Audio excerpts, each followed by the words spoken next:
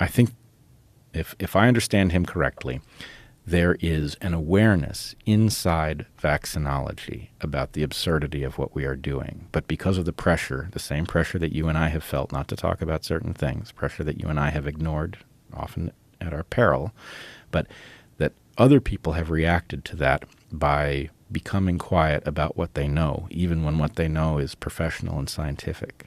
Well, you had a doctor from the UK on your podcast recently. Who are we talking about? Didn't you? Oh, you're talking about the cardiologist? Yeah, Aseem Malhotra, I believe is how you pronounce it. Yep, he is a cardiologist who was initially very favorable on the vaccine program, and he lost his father.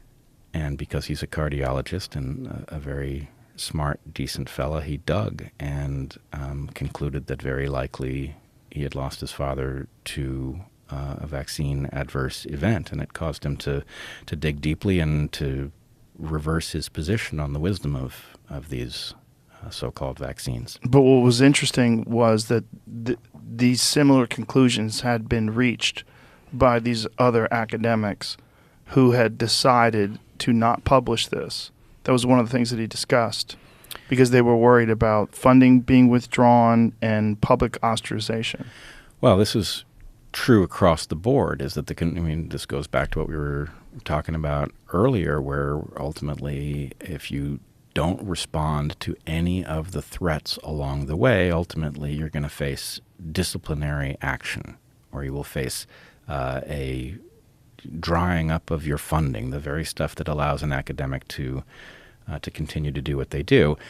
And I mean, at some point, maybe this is the way to think of it. Sometimes I will go to somebody's Twitter feed or some other page, and I will look at what they are saying in the present about where we are, and I will think, it's like they live on a different planet, right? It's like everything I know to be right is inverse, right? And they're reacting to a world in which, these so-called vaccines were terrifically successful at controlling COVID.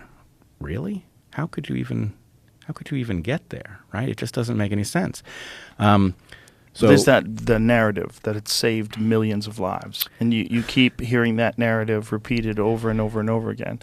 I don't know how do you think the vaccines have saved lives? We actually know more about this than you would think. First of all, I should point out that this number, which everyone, including Anthony Fauci, has been repeating, in the most recent version of it was 3 million American lives have been saved by the vaccines, is utter nonsense.